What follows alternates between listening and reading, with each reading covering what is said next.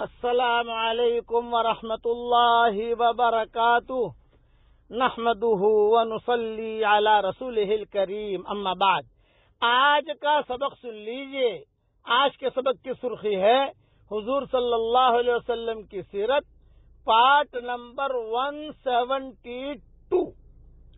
سراقہ ابن مالک جب روانہ ہونے لگے تو سراقہ ابن مالک نے حضور صلی اللہ علیہ وسلم سے ایک درخواست کی کہ حضرت، اب میں جا رہا ہوں، میں کسی کو بتاؤں گا نہیں، لیکن مجھے گفٹ دے دیجئے، آپ ایک چیز ہدیہ دے دیجئے۔ آپ نے فرمایا بتاؤ؟ یہ فرمایا مجھے امن کا پروانہ دے دیجئے، کچھ لکھ کر مجھے یہ دیجئے۔ مجھے یقین ہو گیا ہے کہ آپ بہت بڑے آدمی ہیں اور آگے چل کر بہت بڑے آدمی بنیں گے، اس لیے کوئی آپ کی تحریر لکھی ہوئی ہو تو مجھے خوشی ہوگی اور لوگوں کو دکھاتا پھروں گا۔ لوگوں کی عادت ہوتی ہے، ہم کہیں جگہ سفروں میں جاتے ہیں تو لوگ ہماری کتاب بکھرے موتی لے کر آتے ہیں، ریاض القرآن لے کر آتے ہیں، مومن کا ہتھیار لے کر آتے ہیں کہ حضرت آپ دستخط کر دیجئے، دستخط، یا مدرسے میں جاتے ہیں تو وہ لکھواتے ہیں۔ یہ لوگوں کی عادت ہے تاکہ لوگوں کو پتہ چلے کہ فلاں صاحب کے دستخط ہے، فلاں صاحب نے یہ چیز لکھ کر دی ہے۔ تو سراقہ ابن مالک نے بھی یہی درخواست کی تو حضور صلی اللہ علیہ وسلم نے فرمایا ہاں ضرور ضرور۔ این عامر ابن فہیرہ، عامر ابن فہیرہ ساتھی تھے، ارے بے عامر، اور فوراً کہا کہ ایک چمڑا لاؤ، اور چمڑے کے ٹکڑے پر معافی کی سند لکھ کر سراقہ ابن مالک کو عطا کی حضور صلی اللہ علیہ وسلم نے کہ میں نے اسے معاف کر دیا ہے، بعد میں کوئی بھی جو ہے اس سے بدلہ نہ لے، بعد میں ہو سکتا ہے کہ بدلہ لے، کہ قصہ معروف ہو گیا تھا لوگوں کے سامنے۔ تو حضور صلی اللہ علیہ وسلم نے معافی نامہ بھی لکھ دیا ایک چمڑے کے ٹکڑے پر، اور لکھنے والے عامر ابن فہیرہ تھے۔ اب جو شخص بھی آپ صلی اللہ علیہ وسلم کے تعاقب میں ملتا تھا، یہ سراقہ ابن مالک اس کو واپس کر دیتا تھا اور یہ کہہ دیتا تھا کہ تمہارے جانے کی ضرورت نہیں، میں دیکھ آیا ہوں۔ سراقہ ابن مالک جب مکہ پہنچے تو وہاں ابو جہل ملا۔ ابو جہل نے پوچھا ارے بھی کیا ہوا، تو نے کچھ کام کیا کہ نہیں کیا؟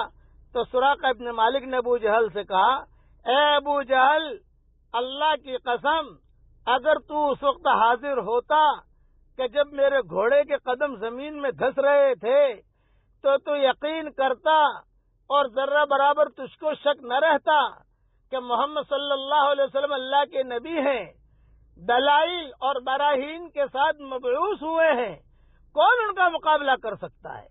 کوئی بھی ان کا مقابلہ نہیں کر سکتا۔ یہ ابو جہل کو سراقہ ابن مالک نے کہا۔ تو ابو جہل نے کہا کہاں ہے وہ، کون سے راستے سے؟ تو سراقہ نے کہا وہ تو پہنچ بھی گئے مدینہ منورہ، تو کہاں ڈھونڈ رہا ہے ان کو؟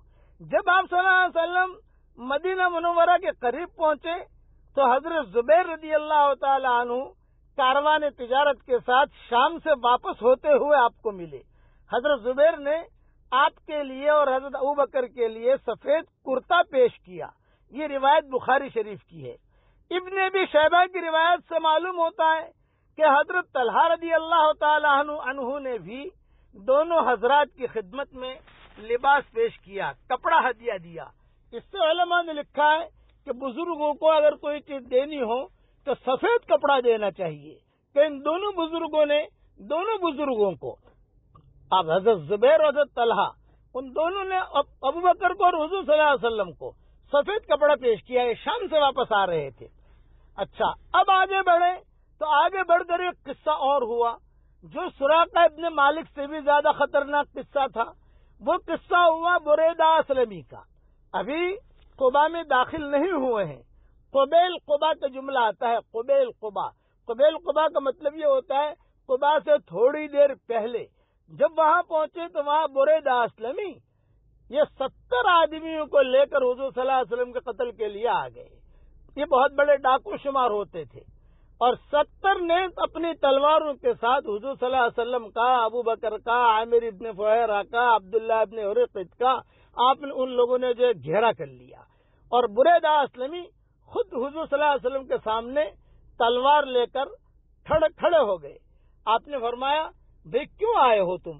تو انہوں نے اچھا، صدیق اکبر نے پھر یہاں کہا حضرت مکہ سے ہم چلے ہیں، یہاں بالکل قریب پہنچے ہیں اور پھر پکڑے گئے، آپ نے وہی جملہ کہا لا تحزن ان اللہ معنا، لا تحزن ان اللہ معنا۔ علماء نے لکھا ہے کوئی بھی معاملہ آئے آدمی یہ جملہ ضرور کہے، گھبراؤ مت، اللہ ہمارے ساتھ ہے۔ مائی کا جملہ مت کہنا، معنا، گھر میں کوئی معاملہ آیا آپ اتنا کہہ دو لا تحزن ان اللہ معنا، لا تحزن ان اللہ معنا۔ ہاں، یہ جملے کا ایک اثر ہے، قرآن شریف کی آیت بھی ہے اور اس جملے کا اثر بھی ہے۔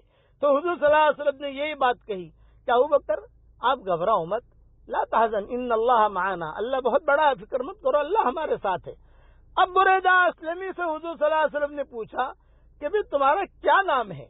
تو بریدہ نے غصے میں کہا بریدہ، چونکہ تلوار لے کر آئے تھے، حضور صلی اللہ علیہ وسلم کو قتل کرنے کے لیے آئے تھے، تو آپ نے فرمایا ابو بکر کی طرف متوجہ ہوئے، فرمایا کہ یا ابا بکر لا تخف ولا تحزن قد برد لنا امرنا، ابو بکر ٹینشن نہ لو، ہمارا معاملہ ٹھنڈا ہو گیا۔ پھر پوچھا حضور صلی اللہ علیہ وسلم نے، دوسرا سوال کیا، بقیہ تفصیل کل پوری کروں گا انشاءاللہ۔